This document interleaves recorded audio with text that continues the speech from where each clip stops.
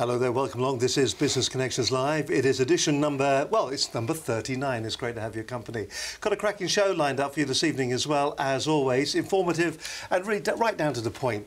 With me tonight, I've got Colin Bate. He's the Sales Director of Unipart Automotive. Going to be talking about customer satisfaction, what you should be doing when it comes to looking after your customer, how you get intimate with your customer, how you give your customer a little bit more. And of course, if you do that to your customer, it's going to build brand loyalty, and it's going to make certain that they come back to you and, well, on a regular basis, make certain that they're going to continue trading with you. That's what this is all about. How do you build that brand loyalty, that customer satisfaction, that moment where you touch your customer to make certain that they keep coming back to you? And that's what we're talking about tonight.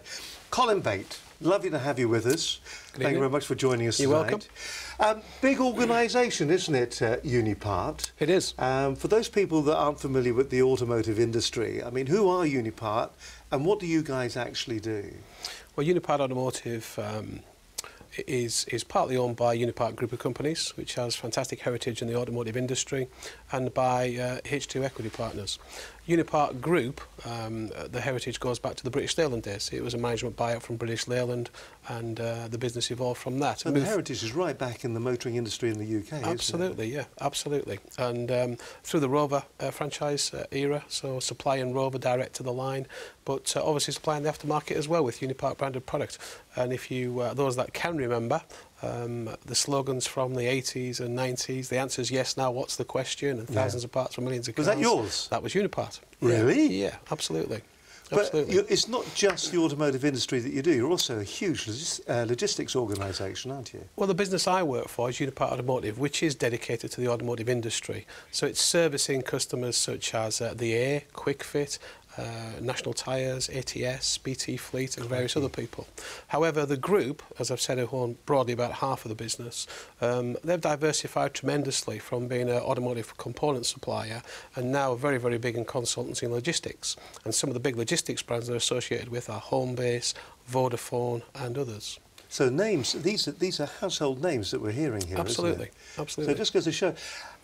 As far as customer satisfaction, I mean, I know the title. We always talk to our guests prior to the programme and we say to them, we'd like you to come on the show. Here's the kind of topics that we're looking for at the moment. You've come back and you've written customer satisfaction, service and intimacy. Now, when I saw that, I must admit it raised a wry smile, but I suppose customer satisfaction is all about getting to know your customers. Do you think that's the big mistake that a lot of businesses make? Potentially, yeah. And when I talk about intimacy, I'm not talking about literal not intimacy. Absolutely not. Commas, yes. No. It's building a rapport with the customer. And if you think about it, it can take you a lifetime to build a rapport with a customer, and you've got to have outstanding service during a lifetime, but you can lose it in a split second. So it's about outstanding personal customer service, understanding the needs of the customer, and servicing them better than anyone else can. There's an old expression in radio, it takes 2 years to build an audience and 5 minutes for them to forget you, the rat bags. And I suppose that is actually true in any business, isn't it? It is. One mistake, no matter how good the relationship, and that could be, it's all over. You're yesterday's news, aren't you? As I always say, the customer always remembers the goal that goes through the customer's legs, as opposed to the 10 blinding saves the goalkeeper makes. Very good. Absolutely. I really like that. Yeah. Going to write that one down and use that at a later date. We'll send you the bill for that. What about you? Tell us a little bit about you. Me personally? How come you know all about this then? Well, me personally, I come from a fairly depressed background up in the northeast of England, where everything was about mining, shipbuilding and steel. Do you have hot and cold running water now? Only just. All right, that's good. Still do a bit of sheep rustling on a Sunday, you know, we're doing a bit of Sunday dinner. But I live in the Midlands now, but it was a very depressed and deprived area. And the aspiration of everyone who was at school with me was to become an apprentice cork burner or welder in the shipyards. You know, really? That's when you'd arrived. And I didn't fancy doing that. I thought about doing something else, and I went into the automotive industry quite early and realised that I had something to offer. And I've worked my way up through the ranks within the businesses. I started off as a van sales, actually, in the Unipart business many, many moons ago, more than 30 years ago anyway. Can't believe it for one moment. That's true. I know I don't look old enough, but it's true. It's true, yeah. And I realised then that within the automotive industry, which is my sector, and I guess it's the same with many industries, you know, unless you've got, unless you're right at the cutting edge of the fighting brand price-wise, so unless you're at budget airlines like EasyJet or you're in the supermarket supermarket chain like Aldi, then great, that's your strategy, which is fine. The other thing is you can have some fantastically desirable product. So if you take iPads, iPhones and other tablets, people will pay whatever for them because they're desirable. So if you're in that strategy, or that market strategy, then that's fine. If you don't, if your brands are broadly the same as everybody else's, if your price is broadly the same, then the only differentiator is the outstanding service that you give and the levels of customer intimacy that you build. And that's where we are. Do you think people understand that way to differentiate their business? And do you think there are businesses out there that survive even with maybe second-class products but first-class service? I think that's absolutely true. And even the levels of customer intimacy and service can overcome many, many objections and many issues, for sure. I think another example I always think about, I don't go in coffee shops very often, but I'm so impressed when I go into a coffee shop and someone treats me like a person. Yeah. And they write my name on the coffee cup. And when you get to the end, it's got your name on it. You feel like you've known them for years. It's the first time I've ever been in the place. So, you know, those sorts of things are the differentiators for me. I feel like part of that business, and I feel like they value my business as well. But so how does a business, should we say Unipart, for instance, huge warehouses, huge amount of stock and lots of people, when you're managing lots of people in business, how do you go about then making certain that is it because you have an individual to individual contact with your primary customers and that's how you build relationship, or is it on everybody's shoulders in the business? Well, I think it's on everybody's shoulders at all levels. If you think about our organisation in its entirety, our chief executive has a relationship with his appropriate opposite number, but we also have account managers for some of our big customers, and they do a fantastic job at multi-levels of the organisations that we deal with. But equally as important is the people that answer the phones on a day-to-day basis. They're equally as important the people that pick the stock, making sure it's picked correctly, and really, really importantly, in our business, we have 900 van drivers. They are the absolute maximum point with the customer. You know, they're making they're customer facing, aren't they? Absolutely. So they are the critical element. So it's not just at one level of the organisation; it's at every level of the organisation that you need customer service to be embedded in it. What do you think and this is kind of cutting to the chase a wee bit, and I don't really mean to do it this early, but what do you think the biggest mistake is that SMEs, small businesses, large businesses for that matter, what do you think the biggest mistake in your opinion is? Well, I think it's very easy to become complacent. Very easy to become complacent, and I think you've got to continually innovate with these customers as well. So I like to go to my customers, and every time I go and talk to them, I've got something to talk about in terms of innovation and how I can build that customer intimacy and add value to their business. You've got to do that. It's an iterative process. You cannot sleep. Otherwise, you'll die in business. You know, it's interesting because I haven't known you for very long, and I only really got to know you really a couple of months ago. That's right. And I was doing some work for another organisation, which we both know. Yeah. And the thing that came over at the time was it was your absolute commitment to the other organisation, but also your friendliness and commitment to me, who was effectively a supplier, to give help, advice, guidance, but more importantly, I suppose, just to facilitate what we needed. Is that something that's also important? Never forget where you are in the food chain and make certain that everybody is getting what they need. Absolutely. The organisation that you're talking about, you know, if I regarded that organisation as my direct customer, then that would be fine. But I think it's their customer's customer that's important. And I'm as equally responsible for delivering that experience to my customer's customer as my customer is. So that's critical as well. The event you were talking about, actually, we managed to get people within our business, such as sales ledger clerks, purchase ledger clerks. Every tier of the organisation wanted to be part of that activity and that initiative, and they were so proud to do so because they felt they were adding value to the customer. Well, it was a really interesting area. That the whole thing. We were actually putting together a promotional piece of content for this particular company. I mean, it's the AA. We were putting something together for the AA. Now I've said it. The cat's out of the bag. And of course, Unipart supply the AA with some of the different, with their spares that the patrols have. Almost everything for the roadside patrols, yeah. And what we put together was effectively an events promotional video. And the thing that struck me about your team at Unipart when we met them at all your different area offices was the absolute 100% commitment to the business. And I'm just wondering, is that where it starts then? Does it start with getting your staff on side, regardless of how big or small you are, getting your staff on side, giving them that intimacy within the business so that then radiates out? I think it is, absolutely. And I think it starts right at the very top. So it starts with the chief exec. And if our chief exec, Mark Dixon, is an example, you know, he epitomises customer service and customer intimacy. And that percolates down through the business. You know. And that really is what it's about. No question, no question. Well, I'll tell you what, we're going to look at some of the different brands and some of the experiences that you've had over the past years to get you to where you are now, and maybe some of the lessons that you've learned. What we're looking for, of course, is we're looking for those takeaways that you can take away from this particular program so that you can put them into your business and you can make your business bigger, better, brighter, whatever, so that you become more successful, because that's what Business Connections is all about. It's all about helping you make your company perform better. And we've looked at all the different areas. It's going to be interesting. We're going to talk a little bit about sales as well tonight. We had Antonio Falco on the program a couple of weeks back, and we went through the whole process of sales. I mean, what do you do when you pick the phone up? You're picking the phone up, of course, to actually make an appointment. But so many people think that when they're doing a cold call, what they're trying to do is they're actually trying to make a sale. So we looked at the whole process of sales, and of course with Colin's background, we're going to be talking about maybe some of the things that you should be considering when it comes to sales. If, on the other hand, you are a business that is slightly larger than that, or maybe you're in a different place as far as the growth and development of your company is, then maybe it's something different that you need. Maybe you're looking for maybe mentoring. That could be one thing you could be looking for. How do you take it maybe from a £1 million company to a £2, £3, £4 million company? That could be one area that you're looking at doing at the moment. And if you are about to do that, how do you go about funding it to make certain that you've got the backing, the finances there to carry you through that journey? Well, last week on the programme we had Jonathan Fowle. He was on the programme. He's the owner of an organisation called Rockstar. They're the UK's #1 mentoring and funding organisation for entrepreneurs. Now, Jonathan joined us on the show, and he was telling us about what he does to drive his clients' sales through the roof and make solid returns on investment. If you missed the programme last week, here's a little bit of a taster on last week's Business Connections Live. Hi everyone, my name is Jonathan Fowle, the Managing Director and Founder of the Rockstar Mentoring Group. Yes, we're going to be talking about mentoring tonight and of course investment, because a lot of startups as well, more startups than anyone actually, value mentoring, believe it or not.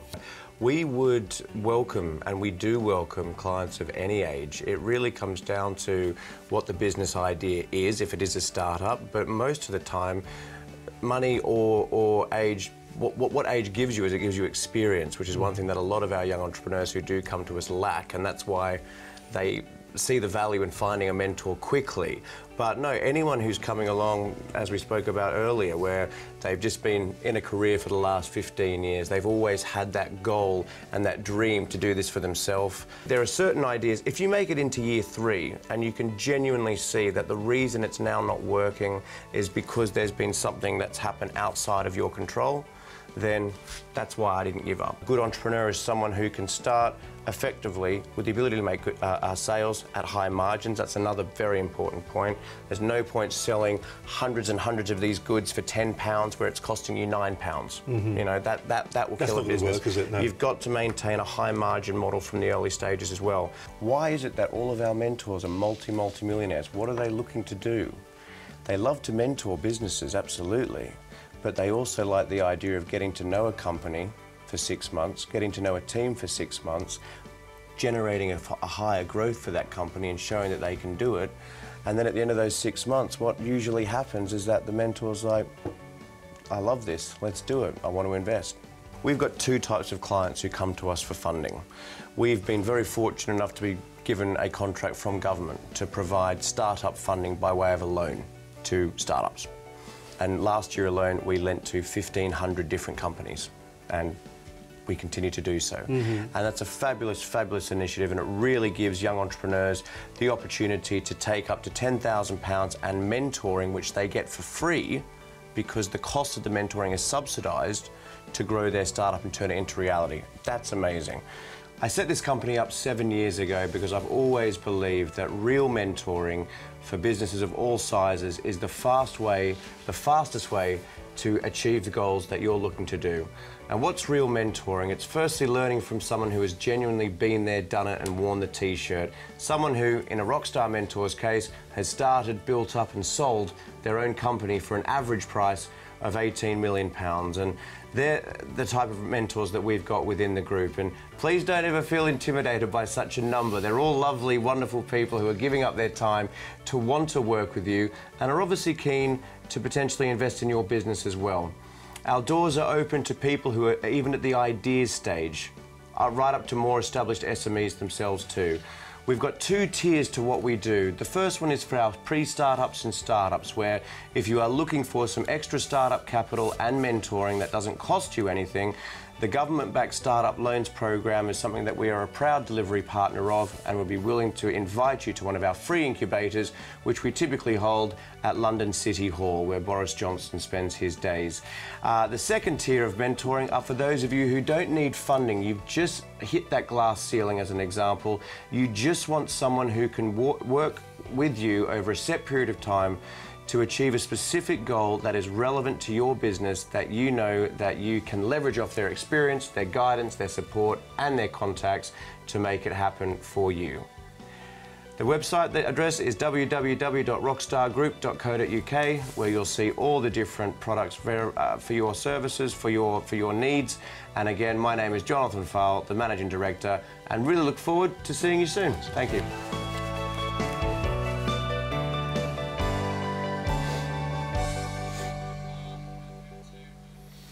Jonathan Fowle from Rockstar. It was a great show. If you get a chance to watch the entire programme, you'll find out more about what mentoring's all about, why it's important to actually get yourself prepared, get your business plan ready, so that when you present it, you know what you're doing. And you know, it's not like Dragon's Den. Dragon's Den is entertainment. What these guys are doing are for real. And if you do want to fund your business, if you want to grow your business, you need that mentoring and you need that funding, then they're the very people to actually talk to. Interestingly, actually, on the news today, another one of our programmes that we were talking about just recently was concerning the enrolment, auto-enrolment for your pension. Do have a look at Philip Skinner's website, and they've got all sorts of things going on there. In fact, let me just find this for you. If I can find this quickly, I'll tell you when. We'll come back to that, but I've got it sitting here. They've just released their newsletter, and Philip has actually featured our particular programme on the front of the Shaw Walker Lee's newsletter website that they've sent out to all their customers. And they're actually telling people what is important about auto-enrolment when it comes to pensions. Are you prepared for your pensions? Anyway, my guest this evening is Sales Director of Unipart Automotive. Oh, easy for me to say. Sales Director of Unipart Automotive, and that's Colin Bate. Colin, good to have you with us, as I said. Colin, we were talking a little bit about the background to Unipart. We're also talking a little bit about your background too. One of the things that is really fascinating, I think, for a lot of people, and I suppose it's where the customer intimacy begins and where you start to get a feel for customer satisfaction, but it's the old sales thing about cold calling. And we were having a little bit of a chat, and you were sort of saying, what's the expression you're using about £10 notes? The analogy I use is, if I go home tonight, I mean, I'll be home about 9:30 tonight, and if I get someone knocking on my door and wanting to change my utility bills over, or sell me double glazing, or life insurance, they'd get about 30 seconds at best. But if Don't you ever play them along just for the sport? Well, yeah, absolutely, yeah. You've got to dangle the carrot, but the chance of them selling me anything, I'll get more than about 30 seconds, are slim. But if someone walks up the drive 5 minutes later and tries to sell me £10 notes for a fiver, they can come in and stay the night. Indeed. So, absolutely. So all it is at cold calling, people get very, very concerned about cold calling because it is difficult if you've not got that outgoing disposition. But all you've got to do is work out what the customer thinks is £10 notes for a fiver. And there's plenty of it. So you've got to come up with something that's got strong features, strong benefits, a very powerful opening statement to hook the customer's attention. So think about it as £10 notes for a fiver. If you can work out what that is, you'll get the customer's attention. Did you, when you started, you see, we say this mantra, don't we? And you've obviously done the walk to get to where you are. So you've done the talk and you're doing the walk as well. But there must have been moments when you thought, you know, I'm hating what I'm doing. I don't like this anymore. Or was it just a passion that you had and you thought, you know what, yeah, I can do this and I don't mind it. I'm relatively thick-skinned. I don't mind people saying no to me. Well, it is difficult, and when you're out as a salesperson, which I've come through the ranks and done the salesperson's role, it's difficult. On cold December days when it's chucking it down, it's extremely difficult to motivate yourself. But the thing that drives you on is that sale at the end of it. So there's no better feeling in the world, and I mean this sincerely, than making a sale. No better feeling in the world. It's what keeps everybody going. It keeps me going anyway, yeah. And that's what's really important about this. Yeah. All right, let's go back about the core thing about customer satisfaction. As we said, that's where it starts. It starts with the very first phone call that you make, and you start creating this relationship with your client, with your customer. At what point do you think the relationship changes from just a vendor selling to a proper, this intimacy moment? When does that change? What is it that is special about what you're giving to your customer to make it feel different for them so that you start building that brand loyalty? Well, I think it's making two things. You've got to be easy to deal with, so the customer's got to be hassle-free. And also you've got to add value to their business. And if you make their business more valuable, and that's when it starts changing from a purely transactional relationship into being a partnership, and I think that's the difference. You know, we have lots of transactional customers, but do we have some partnerships as well? And typically where we've got the partnership is where they spend more money. And they're more loyal, and the contracts that they award you are for a longer period of time. And ironically, you know, people are human in the industry, and mistakes will transpire. With building this level of intimacy, when mistakes are made, the customers are more forgiving as well. And that is really important, isn't it? Absolutely. How do you install that into your team at the office? Because you've got a spread team. How many offices do Unipart have? We operate two central functions. And so how do you install that? And we have 180 site? locations, dispersed branch network as well. So that becomes a bit of a challenge when you've got a dispersed branch network, is how you engage those guys and keep them focused on the strategy. And that's all about crystal clear communication and motivational tools, which is important. Do you think a lot of companies actually get their internal comms wrong then? Absolutely. I mean, I used to work in radio stations where they can communicate with each other. I always felt that was a bit ironic. Here we are, a communications company, and we can't talk to each other. But you must actually feel that. And someone's just whispered another company in my ear, but we'll move smartly on. But the interesting thing about that is that how do you put the whole catalyst together so that you can drive it forward within the business? How can you get that information out? Well, the way we do it, we have a national conference which talks to the senior manager of the business. We then cascade that down and do quarterly roadshows, which takes the next tier of the business in there. So we have all the branch managers present at that, where we're articulating our strategies, but we also have a weekly bulletin. So we don't have communication coming in from all different parts of the business. It's all coordinated into one document. It's sent out on a weekly basis in a rhythmical way, and people know what to look for. And then we use sort of cute ways of ensuring that people read that. And then we have a plan, do, check, act process where we make sure that people read it, and then they sign to say, yes, I read and I understand that. Yeah, so. And then how do you ensure then that what you're getting over to them is then working with the customers? How do you measure that intimacy that's coming back? No, it's fine. Is it just purely on the bottom line, looking at sales increasing? Well, that's the obvious thing is the length of time that the customer deals with is one measure. So the retention level, the amount of money that they spend is another. But we don't with some of our major customers, we use something called a customer satisfaction review, where we come up with key facets that's important to the customer, typically 10, 12, 13 things. So what kind of things? Speed of delivery, accuracy of pricing, back office processes, good information on the phone, parts identification, making sure it's correct, returns, everything else. So we look at the facets and agree those with the customers. We'll then use a scale from a 10 to a 0. So if it's a 10, there's a problem. Okay? If it's 0, everybody's happy. Then we aggregate those scores and play them back to the customers for each of their sites, and then aggregate them on a national basis as well. What we also do, anything that scores worse than a 5, if you understand that, then we... I can't believe that happens very often. Well, I'm pleased to say it doesn't, but it does happen for sure. Then we put some corrective action measures in place, which look at the root causes, what the concerns are, what the root causes are, and what the countermeasures to alleviate that are. Are you receptive to what the staff are thinking as well? I mean, are you taking feedback from them, and are you implementing that? If they come up with a really good idea, do you look at that and then implement it into your whole customer satisfaction methods that you use, the methodology? Well, you have to, because operating at that level we operate at, although we've been there, it's the coalface that are closest to the ground. And those guys are they sense market changes, they sense market variations, they sense customer feedback far quicker and better than we do.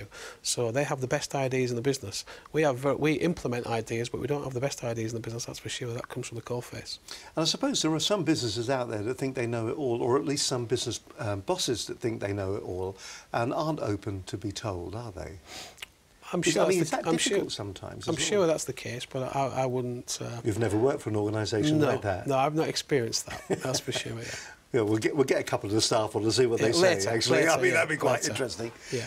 Yeah, we've got a phone call. It's just coming in right Yeah, now. absolutely, yeah. Fascinating. All right, listen, we'll talk a little bit more. We'll just give you a bit of a break there just for a few moments. I was mentioning a little while back that we're in the press today, here in the UK anyway. They're talking about auto-enrolment, and we have Philip Skinner from Shaw Walker Lees on the programme a couple of weeks back. And I mentioned that what they're doing with the programme is they're actually publicising it out to all their customers. And in fact, I've got the most recent, this only came in just before the programme started.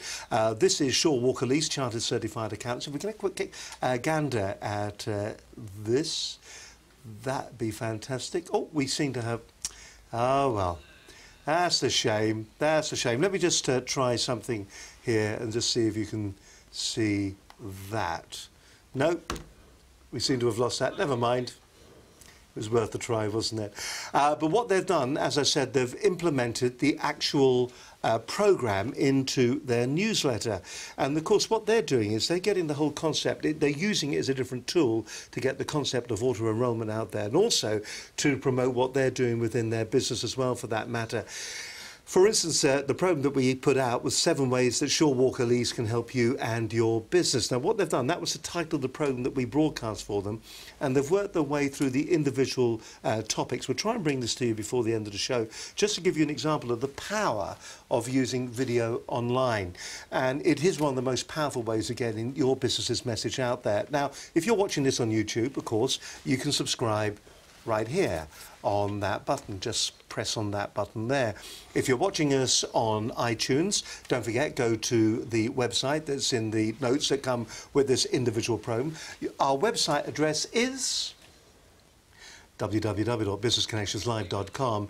If you want to email us as well and have a chat about maybe how we can help your business to grow and develop and also get your message out there, then you can just email us at this. It is studio at Business Connections Live, or of course you can always phone us on 01784 256 777. It's as simple and as straightforward as that.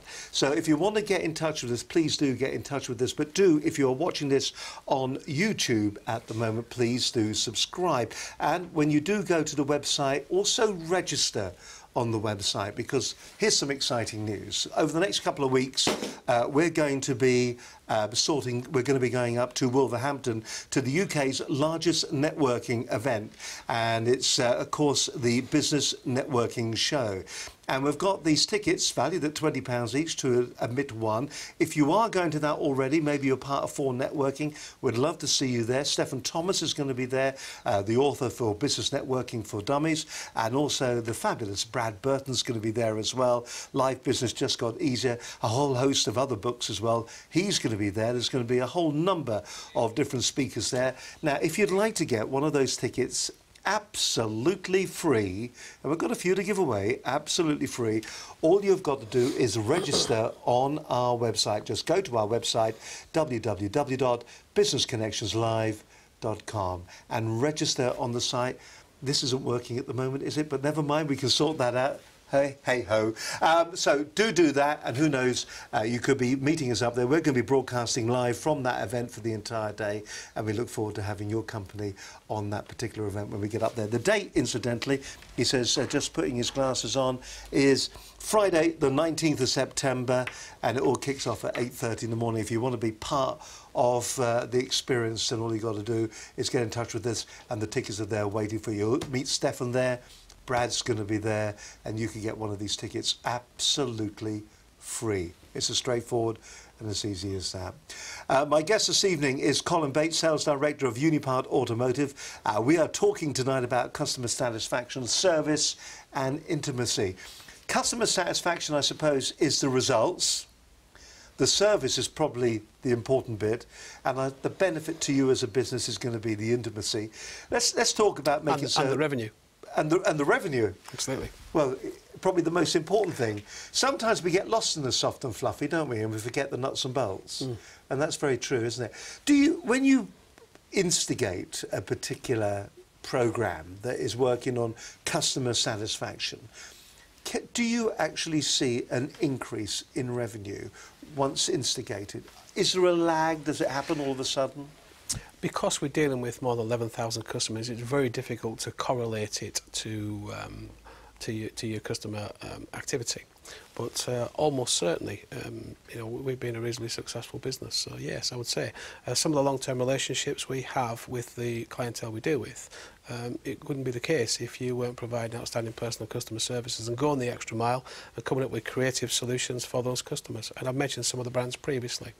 The A, Quick Fit, National Tyres, BT Fleet, ATS, and so on. They're prestigious brands in the automotive sector. So the loyalty that those guys have to us is great, and we appreciate every penny that they spend with us. I think that's also critical that they know that as well. And that really is the important thing about the whole thing, isn't it? Is making certain that you do see that coming back to you.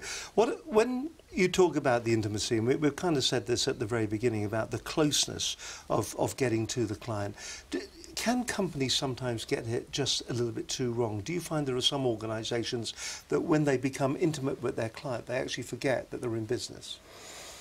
I have seen some examples of that, but not necessarily in the automotive industry that I work at. Yeah, I've seen it outside of the industry where you can get too close and you lose sight of the commercial aspiration that you have, for sure. Yeah, that can happen. All right then, so let's move a little bit on. If I was a small to medium scale business, and I was, and in fact you've got some slides there as well. Yeah. You're looking at, are they kind of examples of some of the different different organisations that you see that are actually doing this right? Yeah. Let's just have a look at one of the slides then, shall we? Fine. So what we're looking at, now this is interesting because some of these companies here you wouldn't imagine are the companies that really feel that it is important to be actually providing customer satisfaction. You look at Aldi and what you feel is that they're selling on price to a certain extent, but I suppose the satisfaction of getting good value for money is something that's coming back. EasyJet have changed their approach over the years. Completely. Tell us about some of the others that are there. Well, as I mentioned before, in terms of your business strategy, you've either got to be the cheapest, you've got to have innovation that everybody desires, or you've got to give outstanding personal customer service. And as you say, Steve, they are also evolving. So I remember when some of the budget supermarkets came to the UK, it was boxes laid on the floor, and it was manual checkout processes and things like that. They've realised that not only can they be extremely competitive commercially, but they've got to give outstanding personal service as well. Otherwise, people will not migrate. And as you know, these businesses are growing dramatically in the marketplace. So if you do have a USP and a unique advantage, and you can bolt together that with customer service and outstanding personal customer experience, then you're absolutely on a winner. Just imagine if you had all three of these aspirations. So if you had something that was unique in the marketplace, you were the cheapest, and you give the best customer service, then there'd be nobody to rival you at all. Let's just look at that slide once again, and you can just talk us through actually the different brands that are there. But more importantly, when anybody ever draws circles like that, there is a point to it, because where they all join, that's an important area. The circle that Aldi are in, that's the price competitiveness part of it. So that's one part of customer service. Then we look over where we've got Porsche and Apple. And interestingly, Sony and Dell are in there. Product technology and the advantages that you get from that technology advantage. And then down the bottom, the customer intimacy with Unipart. Is it possible, and Starbucks for that matter, is it possible for a company like Unipart to be actually sitting in the innovative part of the circle? Is it possible for Unipart to be sitting in price competitiveness? Or is it that what you do is you kind of, to a certain extent, when you're looking at your customer satisfaction strategy, you've got to identify where you are amongst those different companies and go from there to see how you are differentiated? I think you have got to identify where you are, but as I've said, if you can offer one, two or even three of those facets, it's tremendous. And if you look at my company as an example, we pride ourselves in terms of customer intimacy and service. And there was times when that's all we had. Broadly our competitors sell similar type products, similar type quality, similar type price. So it is only that's the differentiator. However, as technology's moved on, we offer garage management services and systems, IT platform based, which give garages technical data and electronic parts ordering processes and everything else. Now that is a differentiator. It's the best solution in the marketplace. So we're actually evolving. Not only are we giving outstanding personal customer service, we're also giving solutions to the garage as well. And I did say that was one of the important things as well. Make their business easier to deal with, make it more valuable. Now, when we're looking at that particular slide, I don't want us to get bogged down in a PowerPoint presentation because it's very easy to do that sometimes, but when we've got the three circles and they are looping over each other, that central part is normally perceived as being the hot spot, isn't it? What is it then that Dell have got, the Aldi and the product technology advantage? Is it that they are price competitive with great technology, and the fact that Sony is product technology but with customer intimacy? Services. Yeah. So how do Sony get themselves into there? What is it that Sony do? Is it the Sony centres?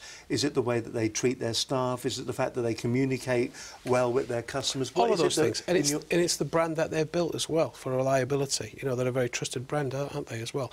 As well as some of our clients, some of our customers are extremely well trusted in the marketplace. But as I said, it's establishing that trust that's really, really important. And that's what people like Sony do. They establish trust over a long time, and as I've said, it takes years, a lifetime to establish that trust, and it takes seconds to lose it. Well, there's only 3 sides in this, so I can promise you it's not death by PowerPoint, which is probably the worst thing in the whole world. But the next slide I find absolutely fascinating. It's where good is not good enough. What do you mean by this here? Well, broadly, all market research, and this is historic market research, but it stands good today, that if you give a good experience to a customer, which people may find acceptable, broadly, just more than half of them are likely to use you again. So your retention rate is likely to be just a little bit better than 50%. But that's frightening when you look at it, isn't it? Yeah, it's not till you give excellent and outstanding service are you getting a retention level or a repurchase level of above 90%. You know, just taking that in for just a moment, it does make you think that when you are putting together those marketing surveys and people are asking you to fill in and say, what did you think the service was like? Poor, well, obviously, you're not expecting anybody to repurchase from you. Yeah. But you would have thought that maybe with the fair to good, I mean, at least with the fair to good, what you are looking at there, what you're looking at around about, 50, 60, 70, you are looking about 75%. Most of the customer base nearly is made up of good to fair, isn't it? Yeah, but if that was the case, and as you say, it's 75%, that's 25% of everybody that deals with you is not going to come back. Do you know, they once used to do, there is a thing in the radio industry where they do, going on about radio tonight for some strange reason, but they have, well, in the old days, they had radar figures, and radio stations would jump for joy if they had a 20% reach in their local area, which meant that 80% of the total population of the area that you're in chose never ever to ever listen to you. But yet 20% was considered to be very good. And it just goes to show you that we are looking, when you're in an industry like you're looking in, 20% just isn't good enough, is it? Absolutely right, no. And ironically, more of a personal story. You talk about how we communicate and cascade, and how sort of the enthusiasm of the senior management's got to percolate through the business, and it has, without a shadow of a doubt. But recently, my daughter set up her own accountancy practice. She qualified when she was about 22. She's now 26. She's spent some time in practice, and she set up her own accountancy practice in Ashby. And I said to her, "I'll tell you what, you know how I operate. You've been part of my family for 26 years now. Tell me what you think you should Welcome along. Yeah, tell me what you think you should base your business on. I'm not helping you. You know, tell me what you think." And she said, "Well, I'll tell you the 2 things that are going to differentiate me." And she's got slogans that she uses to advertise her businesses. Being good is not good enough. Yep. And she developed that herself from things that I'd spoke about over the years. And also, your business is our business. And if you remember, I was talking about looking at the customer's customer as equally, I'm equally as responsible for that customer's customer as the customer is. And that's what she immediately came up with herself. So it's rubbed off then? It has. That must make you very proud then. It does. It does, yeah. But you've got your challenges rubbing that off on 1,600 people in an organisation in a dispersed network. That's much more difficult. But then it's about your ethos and your culture. Do you feel sometimes when you stand up there and you're going, OK, ladies and gentlemen, employees, we're going to be talking about customer satisfaction, and this is what we as a business need to do to increase our customer satisfaction and make us all a success, that you nearly get it's nearly Yawnsville, because you know, they've heard it all before. It's just management speak. But for instance, your last slide, I think, is the most powerful slide of them all. It says rule number 1. Rule number 1: if you don't focus on the customer, somebody else will. And you think to yourself, you know, there's a million times I've heard rules like that, and I suppose if we were to actually follow them, it would actually make a difference. But because we've heard them maybe so often, and there are so many people who insincerely just reel them out without any meaning or understanding or any background to what they're actually doing or saying, that it doesn't carry the weight, because that is such an important statement. If you don't focus on the customer, somebody else will. you are looking for excellent all the time. That's putting a high call on your team, isn't it? Well, it does. But in terms of having that embedded in your business, we were just having a discussion offline earlier, and one of our clients that we both know who is one of our customers, we have a guy that looks after that account in totality. And I think you said to me that it feels like he works for them. He's part of their business. He's a fundamental cultural part of their business. And he is. And that's how everybody accepts it. You know, he works for us. He works for us, but he's equally as important and integral part of the business as within the customer as well. And I think that's vitally important. So would you say we focus on our customers? Absolutely, because we know someone will come and steal our lunch if we don't. And you've got to be so careful of that, haven't you? Current climate, yeah, current economic climate. If I look at my industry, in particularly, the cake is not getting any bigger, that's for sure, which is the other relevant point. You know, certain industries are growing for certain, so house building is doing great now again, but there'll be a time when it isn't, yeah? But in my industry, people are doing less miles, products lasting longer, and service schedules between services are getting extended. So the cake's getting smaller, so this customer intimacy and service is more critical than ever. Can't take the risk anymore, can Absolutely you? not, absolutely not. I talk to some of our guys quite often, and I use various analogies to try and sell the point. But if you think about it in the automotive industry, where, you know, exhaust used to fall off cars as an example, and you'd always hear exhaust blowing on vehicles. When was the last time you heard an exhaust blowing on a car? Stainless steel on the old Jag downstairs, yeah. It doesn't happen, because now they're aluminised and they'll last forever. Exhausts fail because of emissions now, emissions output. So they fail once a year at MOT time. So in the lifetime of a vehicle, in my particular industry, I know it's personal to me, but I guess it's the same if people are buying white goods or TVs. They don't buy them very often this day and age because they're all so much more reliable. But I say to my guys, if someone rings and you pick the phone up and they want an exhaust system or a radiator or a clutch or a battery for the vehicle, if you put the phone down and you haven't hooked that sale, that inquiry is never coming back in the lifetime of a vehicle, because it'll never need another one. And I think if you think about that, whether you're selling houses, white goods, TVs, you don't get a second chance, do you? You're unlikely to get a second chance for a significant period of time. So when you get an inquiry, you've got to hook that inquiry and keep it. And you can only do that by making the customer feel special. It is a fascinating area to be. I mean, if that's what your company is doing at the moment, I mean, have you just as simply as maybe setting up some way to make certain that every single one of your telephone calls is going to be answered, and when it is answered, it's answered professionally, and the people take the care. I mean, a lot of organisations have these remote call centres who take the calls for the simple reason they're not big enough to be servicing their phones all the time, so they take the opportunity to make absolutely certain that they are answered professionally all the time, details are taken, because I don't know about you, but many a time, you know, you phone around a couple of suppliers, you go to your first choice, and it just takes such a little on the end of the phone for you to think, you know what, I don't want to deal with you. I want to go somewhere else. And you just got to be so careful when you're doing that. So really, caring for the customer, looking after the customer, making certain that you exceed expectations, so that every time you communicate or you have contact with your customer, you're customer facing, that what you are doing is that you are in the realms of excellent, and that's what's so important. By the way, just showing that we can do things occasionally. Look at that, we've got the newsletter from Shaw Walker Lees, and there's what I was talking about earlier on. This is their summer 2014 newsletter, 7 ways Shaw Walker Lees can help your business. And you can see this actually still there from the particular programme that we did with Phil. It was Philip, as he likes to be called. It was a fascinating show that evening as well, and you can see they've actually used it to promote and sell their business. And while we're talking about it, if you want to do exactly the same, if you find the programme like this to be fascinating and interesting, well, how about doing that for your business? If you're thinking about putting together a newsletter, how more engaging would a video newsletter be? Now, we're in the position right now where we can offer that to your particular business. So if you're interested in information concerning us putting together maybe a programme just like this one, maybe not an hour, maybe 5-10 minutes or whatever, but if you're looking at getting that message out there, maybe showing a product. For instance, I've got these tickets and these booklets sitting over here at the moment, but that could be a piece of equipment, it could be a piece of kit that you just want to promote, you want to sell, you just want to show. Maybe you want to introduce it to your customer base, then you can do it live, and you can have maybe one of your business experts on with us that will explain it a little bit more. And of course, what do you do then? You've got your video, you've got your newsletter. what are you going to do with it then? You've got to tell people, haven't you? And we had a guy called Steve Mills on the programme a couple of weeks back. It's probably the single most watched video on our website, where we were looking at what you should be doing with LinkedIn. Just have a quick gander. There's the website, and you can see up there, this one here, that one there, LinkedIn Masterclass, over 3,031 views to that particular program.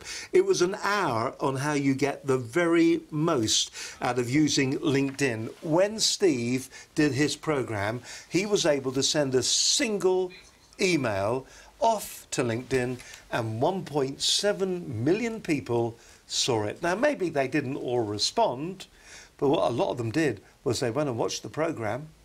Now, that's the power of LinkedIn. He's going to be on the programme next week talking about the power of LinkedIn and the new things that have come along over the past couple of months. But just to give you a bit of a taster of what Steve was talking about on Business Connections Live number 5, I think it was, this will show you just some of the things that you should be thinking about when you're using LinkedIn.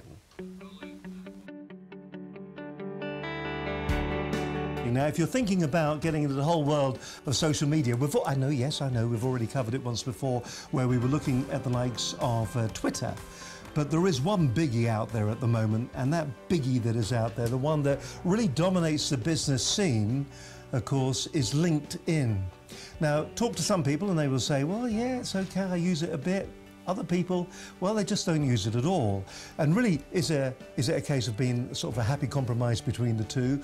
Or should you, as a business owner, be thinking about using LinkedIn and seeing your profits increase? That seems a kind of an appealing proposition, doesn't it? With us tonight, we've got the man who's going to be telling us all. It's Steve Mills. Steve, it's great to have you with us. Thank you very much for coming. I got the initial interest probably about 10 years ago. I joined LinkedIn like many people do and found myself on there, but not really doing very much, to be honest, for probably about the first 4 or 5 years. Then really came that social media boom where everybody was talking, you know, you got to be on social media. And as a marketing person, I thought, I need to take this thing a little bit more seriously. So I decided that I was going to really invest some time and effort in really understanding one particular social media, and that was LinkedIn. For example, I've got 30,000 Twitter followers, which is great, but I've only got 1,800 connections on LinkedIn. And yet I win far more business personally from LinkedIn because of the quality of those connections. All those 1,800 people, they all know me. Because I'm on there on a regular basis, I comment, I use video on there, and I've become, in my little world, a person that everybody knows. I'm going to be able to send this message, this product, if you will, out to all my LinkedIn connections, which is 1,800 people, all my Twitter connections, which is 30,000 people, plus all the people who are in my 50 groups. You're allowed to join 50 groups on LinkedIn. That's incredibly Absolutely powerful. Incredible. Guess how many people that comes to? I have no idea. 1.5 million people. What you should be doing is I suppose the number one thing is setting up your personal and company profile. That's an absolute must. You've got to do that. Once you're doing that, get onto LinkedIn and start using it. You know, what's the worst thing that could happen? You know, the answer is you might win some business. So get on there, get using LinkedIn, and use it in a consistent manner.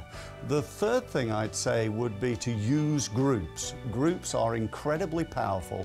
There's many, many ways of doing so. I've highlighted 2 or 3 tonight, but there's lots of other things that you need to know in order to utilize this fantastic opportunity on LinkedIn. The other thing which we didn't talk about tonight is getting recommended.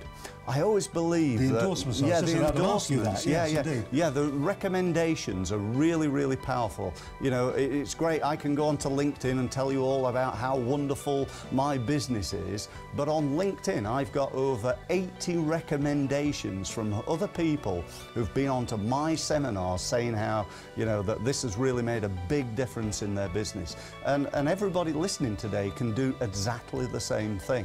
So get recommendations, get quality recommendations.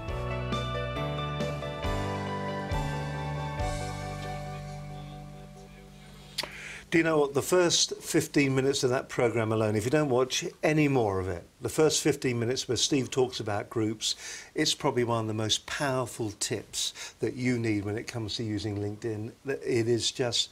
I remember when we were doing the programme, I sat back for a moment and I actually said on the show, I said, that's all you need to watch now. That one tip alone is just going to make the real difference for you. If you want to find out how LinkedIn can help your business, and it's a great way, particularly for small SMEs, if you're just starting off, if you're a one-man band, you know, building your business network, getting out there, but with the right information, starting conversations with people, being part of the conversation, being part of the business community. That's what we like to say that we are here at Business Connections Live. This is our business community. You're part of it right now, regardless of where you're watching it on iTunes. Don't forget to subscribe, or if you're watching on iTunes. And don't forget, do visit the YouTube website. This is our YouTube channel site. If you just have a quick gander. Oh, look, there's Linda Bazant there. Oh, could that be the subscribe button? We'll be playing that very shortly. You can see the program that's going out live right now, and the diversity of the programs that we've got, everything from LinkedIn, local SEO. Oh, that's a good point, actually, because Andy Williams from Kuzai is going to be coming back on the program to tell you about some of the new changes on Google. He will be coming back probably sort of autumn time for us. Business continuity and disaster recovery, telemarketing, how you should be using your Facebook, and also young enterprise, which we're going along to the regional finals on Monday. I'm comparing that. I'm looking forward to that. That should be great fun down at Guildford Cathedral. So if you're in the area, we look forward to your company there. Colin Bate from Unipart Automotive. You are the sales director, but you know that. Just. Some of the key points that we were talking about to reinforce on this. So let's go through them once again. Yep. And let's have that single sentence about each of them. And just to remind everybody what's important and maybe where the mistakes are. Know where your competitors are strategically. Absolutely, and I think that's essential. You know, the industry that I work in, the cake's getting a bit smaller and there are more players in the game. You have to know what they're doing so you can devise and evolve your strategy on an ongoing basis and create your USPs. Defining and agree your business strategy. Now, is this with your directors or is this with your team? I think that's with everybody. So if you think about the three circles, you know, is your strategy going to be to compete on price? Is it going to be compete on innovation and technology? Or is it purely about customer services? Ideally, it would be all three. Once you've developed the strategy, make sure it's implemented ruthlessly throughout your business and everybody in the business buys into it, every stakeholder. Engage all stakeholders in the strategy of business. Exactly that, yeah. Yeah. So you've got to do that, haven't you? Internally and externally as well, yeah. Because it's equally as important to share what your strategy is with your customers as well. And even engage and involve them in it as well, because the customers can have a really important part to play in development of the strategy, because they obviously know what their business strategy is and how that can be defined. And we work with some of our customers around finding solutions for them linked to their strategy, and that helps to evolve our strategy as well. Now, here's the one where it sometimes falls over, isn't it? The implementation of your strategy. And it says here on your notes, it says, implement your strategy ruthlessly within the organisation. I think, certainly in my experience within this industry and other industries as well, is that businesses are extremely good at identifying an issue or an opportunity, so something to fix or something to exploit. They're pretty good at developing a plan and putting it to paper, and they're pretty good at reviewing whether it's worked or not. Where most businesses fall down is the implementation and the execution of that strategy. For sure. It's like getting a prescription off a doctor. So that's his plan, and you go back in a week's time and you feel no better. It's because you haven't taken the tablets, and we've all done it, haven't we? Yep. We all either have not got the prescription or taken half the course and wonder why we don't feel better. So, you know, that's the analogy that I use, and most businesses fall down because of poor implementation or execution of the strategy. Take your medicine. Take your medicine. Keep ruthlessly, every day, 3 times a day. Yeah. Measurement of customer service and satisfaction. Well, that's critical, because the two measures are, you've got the soft measures about whether they feel good about their service, about our pricing, about everything else, but ultimately the key measure is, are they growing and are they remaining loyal to you? But you can only do that by putting other measures in and measuring other facets of the business as well, the day-to-day activity. Develop ongoing continuous improvement to add value to the customers and stay ahead of the competition, because if you don't, they'll do it to you. Someone else will. I think that epitomises everything. I like to go to my customers every time I see them and say, I've got this idea. Some of them are not very good, but others are extremely good. And if you can add value to the customer's business and make it more valuable and make simplistic ways of them to deal with you, then they return loyal. And as I've said, if you don't do that, someone else will innovate and take your business. They will steal your lunch. When you walk out the door from the studio tonight and you're going, thank the Lord that's over and done with, and you're driving home in your Merc, I noticed. It is. When you're driving home in your Mercedes, and you think to yourself, I wish I'd said that, because I think that kind of encapsulates all of it. What do you think that statement would be? What would be if you were meeting somebody down the pub and you said to them, "Dear, actually, I wish I'd have said that. That would have made all the difference." What do you think it would be? I think I wish I'd sold everybody in the studio tonight something for their vehicles, like, yeah. So that's only regret I would have. I haven't sold anything tonight. Fantastic. Listen, it's been an absolute pleasure having you with us. It's been great. I'm going to do what we do with all our guests. I'm going to invite you to have 3 minutes down the camera lens, which is purely yours, to both remind people about what we've been talking about tonight, about the customer satisfaction, getting it right, growing that with your customers and becoming intimate with them, but in the right way, to make certain that they come back, because it seems in sales a lot of the time you don't get a second chance. You've got to get it right first time, every time, because we as consumers, we're very transient. We'll go wherever the price is best or wherever the service is best, and we'd like you to maybe just to have that one piece down the camera. Well, usually the service, because if you do any market research, will tell you that price actually comes way down the buying motives of customers. It's more about service. It's interesting, and you see it a lot, don't you? There are a lot of businesses that sell on price and they don't sell on the quality of service. And maybe we should all be learning from that. The classic example of that is the technology guys. You know, people would queue up for 2 nights to get the new iPhone 6 whenever it appears and pay whatever they're asked to pay for it, because they want it. I won't be queuing up all night, but I will be very close to the front of the queue. Okay. Let's hope that the new iPhone will be a good phone. Yeah, yeah. It's good at everything else. Just for sure. Not being a great phone. Anyway, there's neither here nor there. Moving smartly on. All right, then. What we're going to do is we're going to ask Colin to give his 3 minutes, his thoughts. A bit of a brain dump, actually, down the lens of our camera. Before that, though, we're just going to remind you that you need to be going to the website and you need to be subscribing. Here's 2 nice people to tell you why.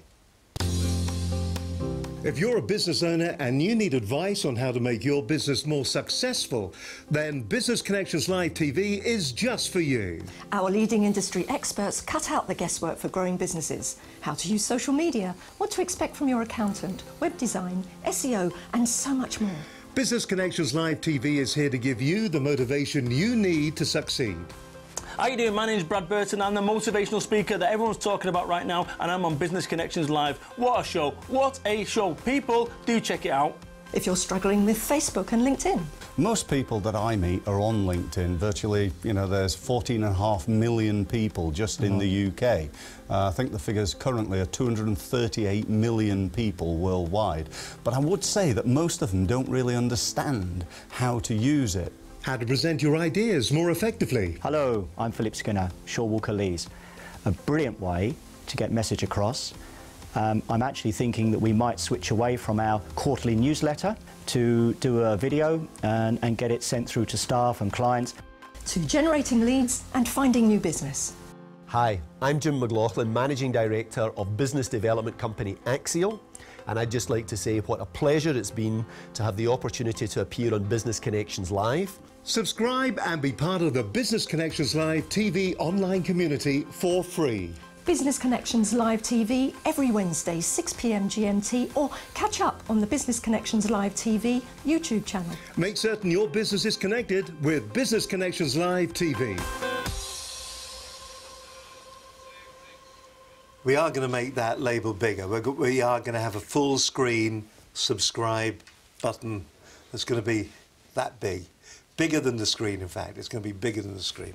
Listen, it's been an absolute pleasure to have you with us this evening, Colin. As I said, I've invited you to do the 3 minutes. Looking forward to hearing that. So straight down camera number 3. The airwaves are all yours. Great. Well, I'm Colin Bates, as you know. I'm the Sales Director of Unipart Automotive, and I had a bit of trepidation when Steve asked me to come and show my wares tonight, but it's been actually really enjoyable. And I've also been exposed today to some of the previous sessions, and that's quite inspired me to go and find out and look for more as well. So I'll be a regular listener. I'll also portray the virtues of it as well, and I'm not too old to learn, even though I'm getting on a bit, yeah? In terms of tonight, I've spoke to you about customer service, customer intimacy and building relationships with customers, and I guess I'd just like to leave you with 5 key points. First of all, treat your customer as if you'd want to be treated yourself. So, think about that. If you don't like how you're being treated, then you're unlikely to retain and stay with various suppliers. So treat the customer as you'd want to be treated yourself, for sure. Secondly, a customer isn't a customer for a transaction. A customer is a customer for life. So if you think about that every time you talk to that customer, a customer is a customer forever, not just a transaction. Okay. Thirdly, I would say look at one of the slides that we used previously. Giving good service to a customer is only likely that they're going to come back to you slightly more than 50% of the time. You have to be given excellent service to get the 90% retention levels that you need in any successful business, for sure. Next, I would say you can earn trust, but it takes a lifetime to do that, and you've got to give outstanding personal customer service at every point of contact. You can lose that trust in a split second. So every single time you touch the customer, it's trust, it's service, it's outstanding personal customer levels of intimacy, for sure. And lastly, I would just say focus on the customer, because as we've said, if you don't, someone else will, for sure. Thank you. Absolutely fascinating. We hope we've given you some good business advice this evening. We hope you'll go away and you'll use that, regardless of how big or small your business is. I'm sure it's going to actually help you out, and it will be absolutely perfect for you. Can I just thank you, Colin? Thank you very much indeed for joining us this evening. Our thanks to the team as well at Unipart as well for allowing you to come over tonight, and we look forward to seeing them again in the future. Who knows, for the next video? I hope so. That'd be a real hoot. That was actually fun. That was fun. From all the team here this evening, thank you very much indeed. Now, don't forget, we've got the Business Networking Show, Wolverhampton. That's at Wolverhampton Stadium, and that's going to be on Friday, the 19th of September. We are looking forward to you popping along and joining us there. We are going to be broadcasting live from that particular event. So that could be, somebody's just said maybe. No! Definitely, we're going to be broadcasting live from the event. We're going to be bringing you all the speakers from the event. It's going to be a fascinating day, and we're looking forward to you being there. If you do go to our website and you register, you can get yourself one of these particular tickets that we've got here. They're valued at £20. It is the UK's largest networking event. You'll be able to see Stephen Thomas. He's the author of Business Networking for Dummies. Also, Brad Burton as well. He's the author of Life Business Just Got Easier as well, and a whole host of other top business speakers as well. Listen, from Colin and myself, Steve Hine, it's been an absolute pleasure. Thank you very much indeed for your company. Why don't we put it in our diary and do it again next Wednesday live here on Business Connections Live at 6 o'clock. Till then, have a great week. Bye for now. Good night. Bye.